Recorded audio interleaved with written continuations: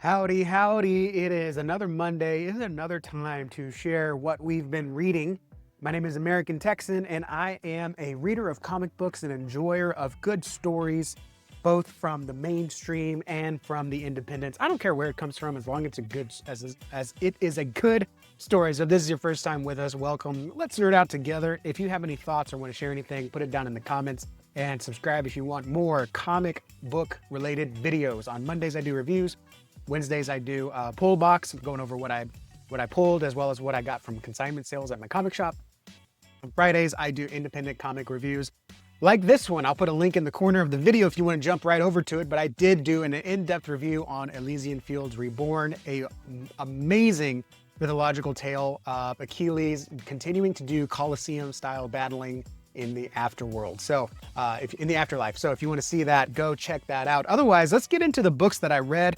I'm still on my journey to catch up, but I've got a lot of great reads from Marvel and DC and the Indies, Dark Horse, Image, all those guys. Starting with Marvel, starting with a couple Marvel books, and I'm not going in any specific order as far as ranking, but I'll tell you this, the ones on the top were my least favorite reads for the week. And Fantastic Four, I thought the stories were pretty good. And by the way, I am not a professional comic reviewer. My language is limited. I am American Texan. The first issue, this is probably a better story than I thought it was. But since I'm still kind of burned on the Fantastic Four movie tie-in and the whole weird stuff that Sue and Mole Man had going on during that, I'm probably just a little bit burned out on Sue and Mole Man. So didn't really enjoy that one too much. I thought the second issue was fine, but I think Mark Bagley was wasted as an artist because it is a talky issue and it's not bad. It's just that with Mark Bagley, I'd rather see a little bit more action on the page. The last story I did enjoy. I mean, you've got wrestling superheroes. That was just a lot of fun.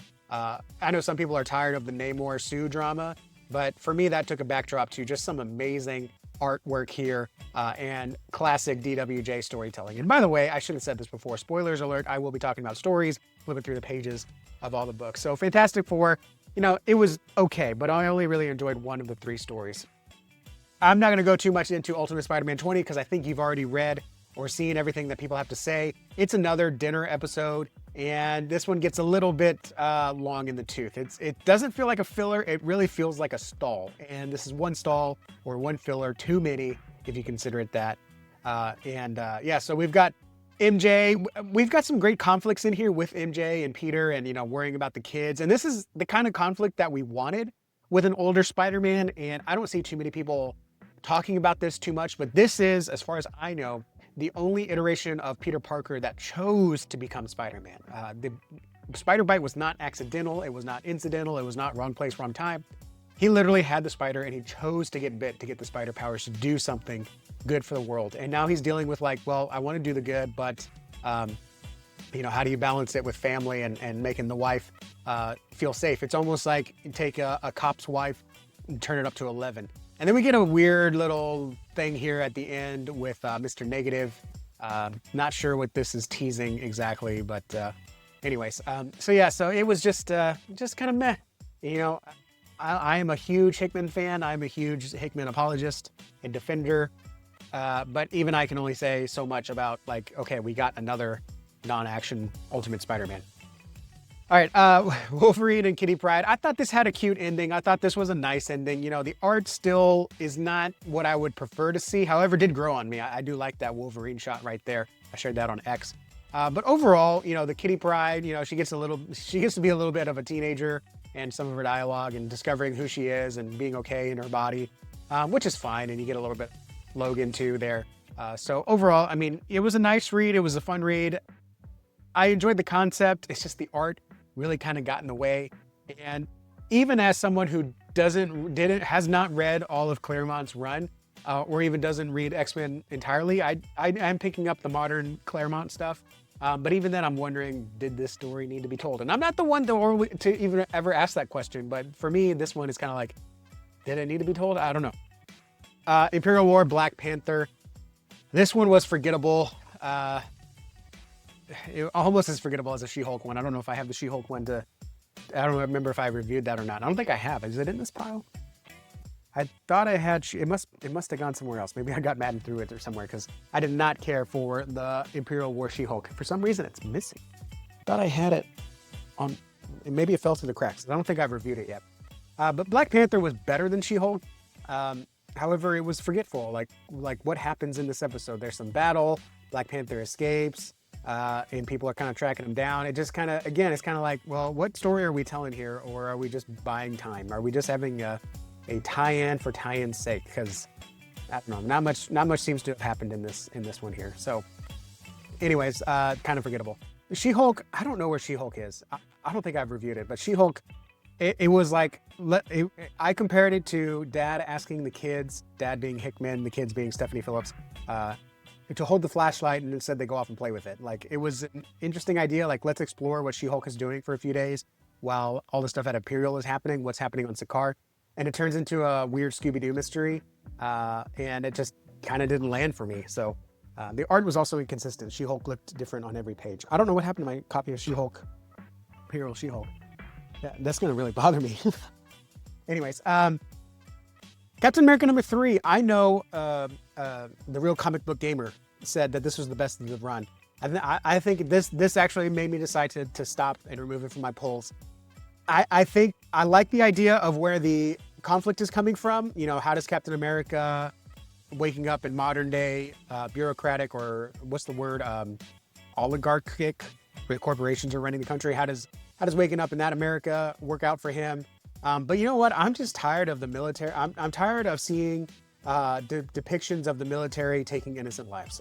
In the first issue, we had the infantry or the soldiers beat up Colton, the new Captain America. We saw them beating him up, which is, you know, that happens, right? That happened in the Andrew Garfield's war movie about the Mormon who didn't want to carry a gun. Like, we saw that happen. But then the captain of the regiment or the leader of the troop takes him out and beats him up. Like, that was stupid.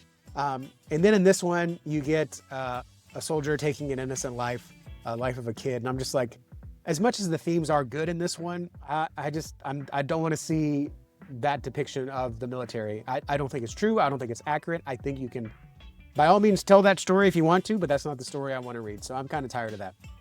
So I went ahead and messaged my comic shop to remove it from my pull list. Here we go. And you get Captain America Incensed, or the new Captain America, let's say Captain America version 2. You get him incensed, and he, you know, beats up his fellow soldier and I guess takes his life. Whereas Captain America, the real Steve Rogers Captain America, has to wake up to, you know, proving Doom right. Not that, what did Doom say? Like, not that, oh gosh, now I lost my train of thought. That he has to answer the call, right? So anyways, I guess you can see why this was kind of like a issue for me. So I like the stuff with Doom. But again, the rest of it, the stuff with Colton, I just don't like the way it's being handled. I think the themes are good. I think Zdarsky has something that, a story worth telling, but I don't like the way he's telling it. So off my list. One World Under Doom. Now we're getting into, I think this is the last of it. I like this issue. I'm really enjoying One World Under Doom. I think the people that are seeing Doom as Trump are delusional. I think the people who think others are seeing Trump as Doom are delusional. I think North is writing Doom right down the middle. I think if you're going to make Doom a Trump allegory, you don't do it by making him give everyone universal health care and education. So I think they're a little bit delusional in that one. Also, the depictions on the front, like here, like we have a Doom supporter that does not look like someone who, if you were depicting Trump, would be a Trump supporter. So I think they're playing it right down the middle. And I think the art is fantastic in this one. Let's see here. And we got Valeria here, you know, saying like, hey, Doom's not losing. I do like the idea of making Reed a scientist supreme. But Doom, again, is like, you know, you think you know what you're doing, but you don't really know what you're doing, man. Like back off, right? It's like, what did he say? It's like an animal learning to drive. Like, you may have learned to drive, but I'm a better driver. And so then at the end, he just like gives it to Reed, and he's like, I'm not going to kill you, but you're not going to like being whatever's left. So I thought it was an interesting, it was a little bit of a filler issue, I think. You know, we spent a lot of time on this, but I like North's voice for Doom. I think he's got a great voice for Doom. I think there was a panel in here where I really liked something Doom said. I might be thinking of the last One World Under Doom. Yeah, so anyways, really enjoying that one. All right, now for the books that I liked. And you can see my books that I like stack is way higher. In fact, I want to go ahead and touch on these since we're on Marvel. Bad Guys Dormammu was awesome. I actually really like it's almost like how the MCU Phase 1 was built. We've got standalone stories that are all part of an overarching story arc. Sounds a little awkward. I love the idea of the Soul Forge. I think that lends itself well to the way that they're telling these stories. But every story is almost on its own. It's almost like One World Under Doom is going to be a trade paperback of anthological stories that are all connected by this Soul Forge weave. And I love that. And I actually this came to grow on me. I love the art on this one. The story is heartbreaking, but in a good way. And then you get Sister Sorrow, putting her machinations together. And it was a really good story. It was a really good story about, love and time and Sister Sorrow's, going through time and all that. So I like that the time period of the stories is making a difference as well. And then it closes with Bad Guys Mephisto. I kind of wish they had dripped this out, in other weeks so it didn't come out in the same weeks, but that's fine. I kind of figured you'd read Mephisto last. This one, unfortunately, was not as good as the Dormammu, not as good as the Doom, not as good as the Abomination, really, because the writing in this one almost takes the characters to a cartoony level. Like, first of all, the art, what a odd Red Skull. Anyways, Red Skull is not drawn well in this one. But they also get a little bit cartoony, like they randomly turn on themselves. I guess not randomly, but and then Red Skull gets tricked towards the end. And I didn't really quite understand it. Sister Sorrow makes it look like she destroyed the Soul Forge, but she kind of transported.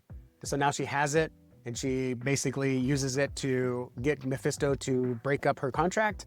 But does she destroy the Soul Forge, or does she just use it to bring back her father? And you can see the Soul Forge in the back. Is it depowered? I don't know what the status of the Soul Forge is, and maybe that's just my normie reading. But yeah, anyways, it was an okay ending. But overall, the whole Bad Guys arc, I think, was a lot of fun. I would love to see it come to screen. I would love to see it done well come to screen. I think there's not many changes I would make. I think it could do well as like 5 different movies, really, honestly. But I could see how you'd have to kind of play with that a little bit if it was a movie or a TV show. Maybe it could be like a mini series. But it was cool. I liked it. I liked the Soul Forge idea. The covers were a lot of fun. Like here, you've got the POV of Doctor Strange against Dormammu. Here is the POV of, I think, Doom against Mephisto. So really, really enjoyed Bring On the Bad Guys. I actually liked it a lot more than I thought I would. I just wish they would have made it a series instead of a bunch of number ones, because that's kind of confusing, because it really does need to be read as a series. Transformers 24, the end of an era, and boy, what an end it is. It was very hard to avoid spoilers as I'm behind on my reading stack, but this was, man, the art in here was great. Normally with Transformers, I get lost on who's who because I didn't watch the cartoon growing up. I've seen the movies more, so I didn't really understand who's who. I thought that was a crazy panel, but I didn't really understand who that was or what was happening. But overall, you can still see the heart in here. You can still see, you're still like, yes, when everyone comes to help Optimus and he comes out, and we get some flashbacks here, with Optimus and Spike's dad. Where was it, Spike? Yeah, Spike inside of Optimus flashing back. So, I mean, it was a really interesting finale here. I actually prefer the last issue better, but just slightly.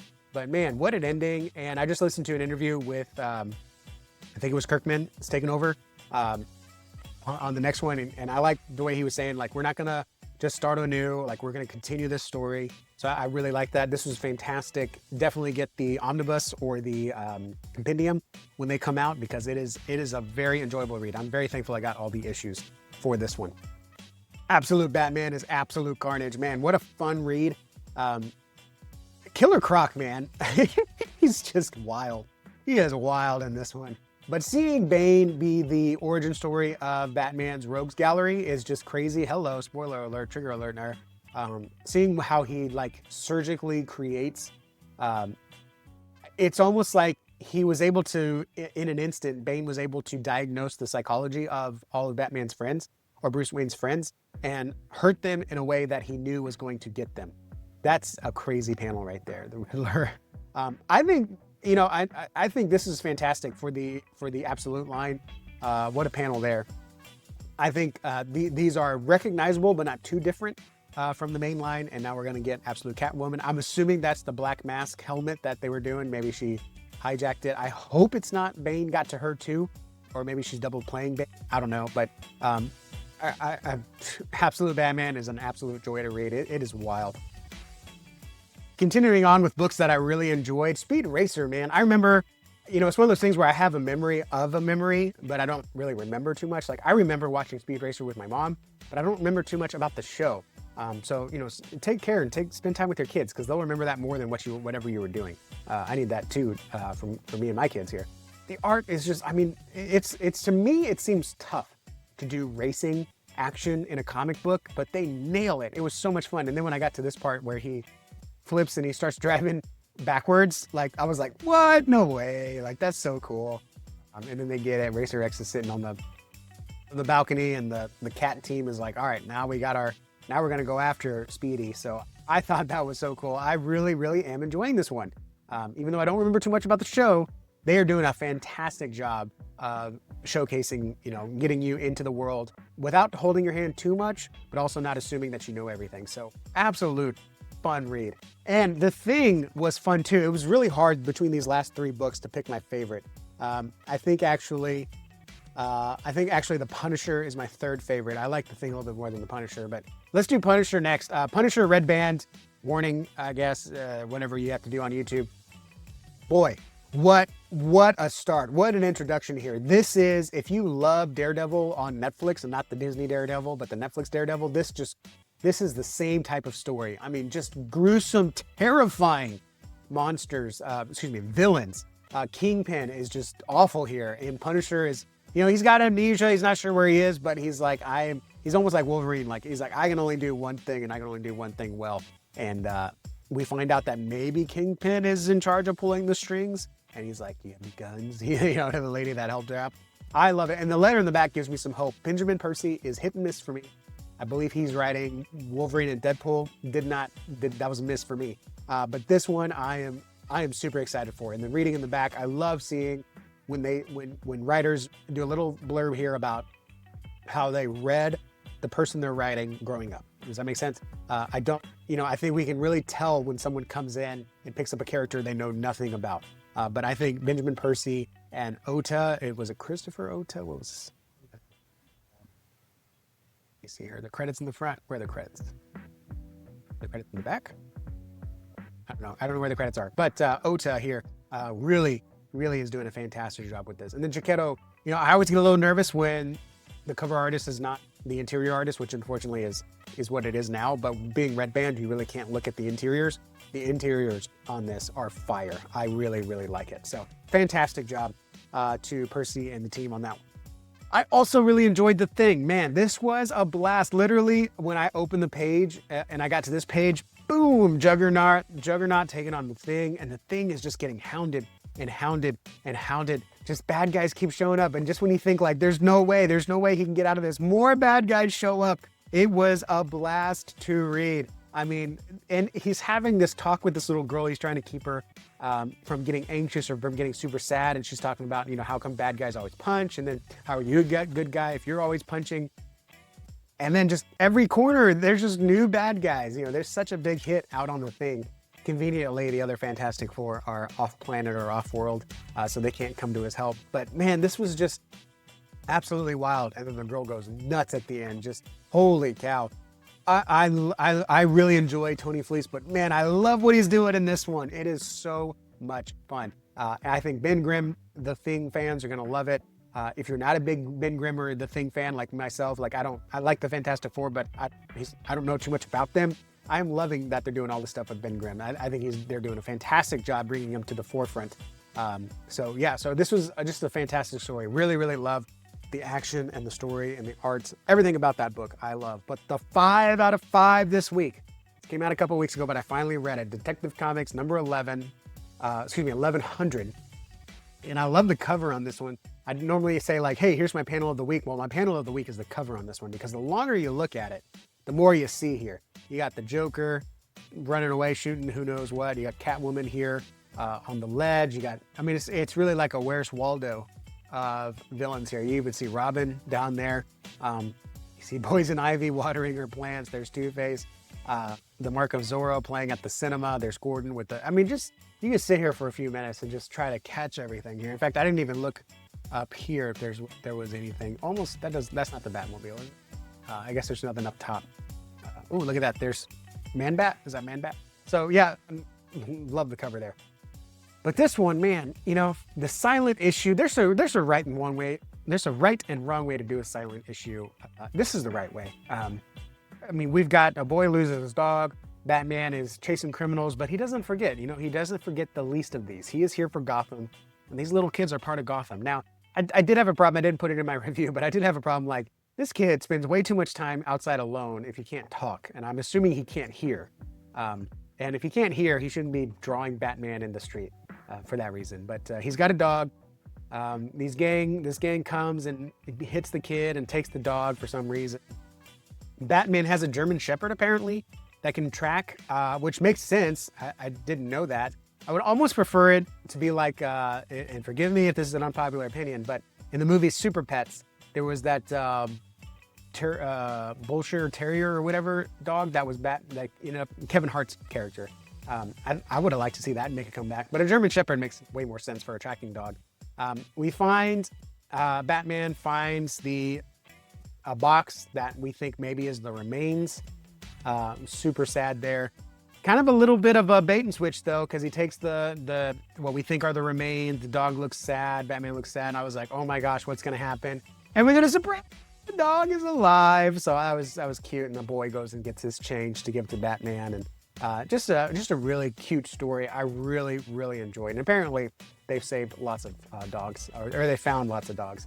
This one I enjoyed. It's a perspective we don't get a lot in comics. You got this reporter / future perspective councilman grilling Bruce Wayne that all you do is you just give your money and you think you're helping people. In reality, you know, he's obviously Batman. In fact, he even has a wound not to show, but a wound of how he's helping Gotham. And yeah, it's Batman, it's Bruce Wayne, right? The millionaires today, they're not secret superheroes fighting and all that. And he ends up saving the woman that gets a medal. I thought that was a nice touch. But the councilman is just like kind of a jerk to him. And he's like, I'm going to make sure, you know, I'm going to make your life very difficult for you and your rich friends. And, you know, Bruce just kind of shrugs it off. He's like, hey, you do you, man. Like, you serve Gotham how you see fit, and I'll serve Gotham how I see fit. And I think this is a nice subtext of, you know, you think you know millionaires and how they're spending their money, but you really don't know the work that they're putting in behind the scene, what they did to get that money. And you assume it's bad, but it's not always bad. Sometimes it's just, you know, making the right moves, taking the right risks. And let me tell you, as a businessman, every business owner you see that has 7 figures, or every person that you see that, you know, made a lot of money, there's 10, 20, 30 people that tried the same thing and failed. You're seeing the top of the top. And to think that everyone just got handed it to them, like, no. I mean, if any of us gotten Bruce Wayne's fortune, very few of us would be able to keep it and retain it. I mean, you see that with lottery. Just because something is handed to you doesn't mean that you can manage it properly. So I think this is a great, even though it's Batman, right? I think it's a good reminder that, you know, what you see on the surface is not exactly always what's happening underneath or in the background. And then another perspective I really enjoyed was the doctors. You know, you got this story here. Was it by Tamaki? I think the other one was by Tamaki. Who did the third story here? Let's see. I think it says at the end here. Greg, I don't want to mess it up. Okay, I don't know where the title page is. Credit page. I'm terrible here. Here we go. Greg Rucka. Love this one. Shout out Greg Rucka, man. What amazing perspective we have here.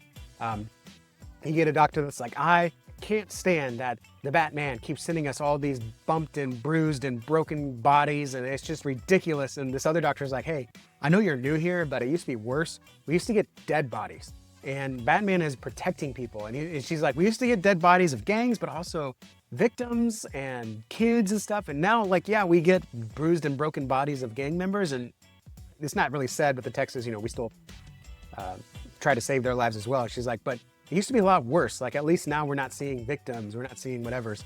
And you know, it's a great perspective here that, again, what you see on the surface is not what's actually happening beneath. And yeah, it could be better. We could just not have criminals and gangs in the first place, but at least Batman is doing something here. Also, they say, hey, the cops, aren't always the answer, which is, unfortunately true. The cops can't be everywhere, and the cops can't always be the good guys. You can't always rely on the good guy with a gun to come save you from the bad guys with the gun. So Batman can be there when the cops can't or won't. Really good stuff, Greg Rucka. I love that story. That's probably my favorite one, even though there was no action. This one here, Dan Waters, was actually my least favorite. You got Batman chasing a thrill seeker who, wants to challenge Batman by jumping off a roof. And you get some narration from Batman, and it's just like, hey, he thinks he knows what he's doing, but at the last moment he realizes it was a mistake.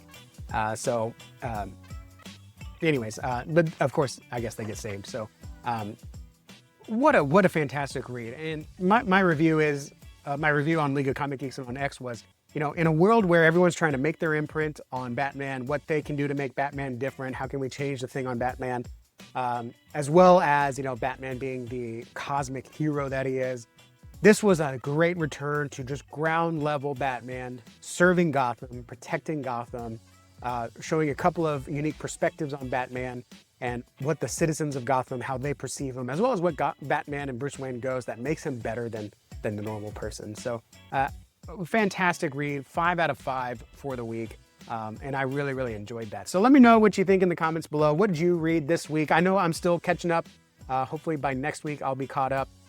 My weekend plans this weekend got canceled, so I will be doing a lot of reading, I hope, this week, God willing. So thank you guys for watching. Subscribe for more comic book reviews and videos, and I will see you all next week in the next video. Adios.